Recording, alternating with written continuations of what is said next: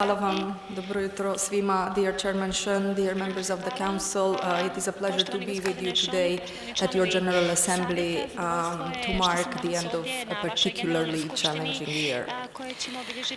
While still recovering from the COVID-19 crisis, the European continent was struck by war. Russia's war of aggression against Ukraine, which caused multiple economic consequences in Europe and the rest of the world, as well as generated strong inflation and disrupted the food and energy markets. The EU and the Western Balkans are entering into a year of slower growth and higher inflation, and that will also weigh in on Montenegro's economic growth process. The expected economic deceleration with high inflation, increased political uncertainty and tighter financing conditions will call for decisive action and resilience.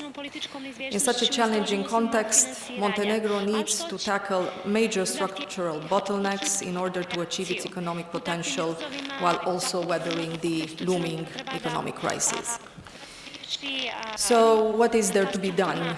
Well, first of all, political stability, that is the first major important item that needs to be checked, because this would allow the country to continue advancing on the EU key related reforms, but also the electoral and judicial reforms and the fight against organized crime and corruption are priorities, because these are essential to creating a sound business environment. Secondly, the country must embark on implementing crucial structural reforms that in turn should lead to a more flexible economy, better functioning of markets, and improved investment climate. And last but not least, the authorities must quickly advance on the path of the EU integration, meeting the expectations of the EU, of the Montenegrin citizens that, in their overwhelming majority, support their country's accession to the Union. Also, the current international context has brought additional support for enlargement and opened up better perspectives for candidate countries. And Montenegro should not lose this window of opportunity. One of the immediate challenges for the government will be the need for prudent fiscal consolidation in order to contain the budget deficit and put the public debt on a downward path. But in parallel, there is an urgent need to prioritize the structural reform in order to ensure long-term economic stability. So there are several reform areas where tangible results are needed.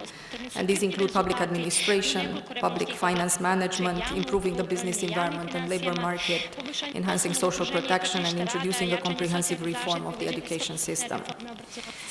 Also, improving the innovation capacities should set the basis for a green and digital transition in an effort to diversify Montenegro's narrow production base and would also increase competitiveness. And these are also priorities in our economic and investment plan for the Western Balkans. I would also put an emphasis on the institutional and regulatory environment. As it has been stated many times before, the regulatory environment is not sufficiently business-oriented, and it hinders the dynamic development of local companies as well as foreign investors' activities. Now, all this calls for substantial improvements to remedy the inefficiencies, complexity and delays when dealing with the administration and alleviate the administrative burden from local taxation. The lack of transparency in public decision-making is a matter of huge concern to us. Attention should be given to removing inconsistencies and arbitrary interpretation by public authorities when dealing with law enforcement. All these deficiencies translate into lost opportunities in terms of investments, jobs, and provide incentives for undeclared work and transactions. But please allow me to also commend some achievements. The introduction of the electronic procurement system, for instance, has the potential to reduce the scope for corruption, breaches of competition rules, and the would-be lengthy and costly appeals. The digitalization of the public sector and the development of transactional e-government services is another process that deserves our support and encouragement. These reforms can improve the efficiency and transparency of the regulatory environment, reduce costs, and limit the scope for corruption. The role of the private sector is essential, therefore, in establishing a fully functional market economy in Montenegro.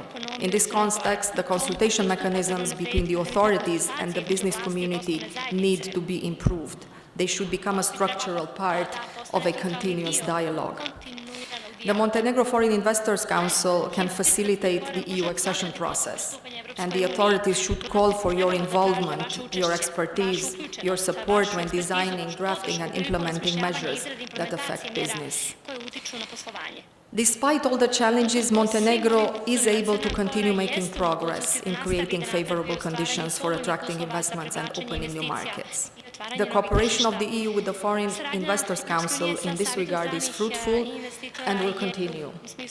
Our common goal is to help Montenegro achieve further convergence with the EU. Thank you for your attention.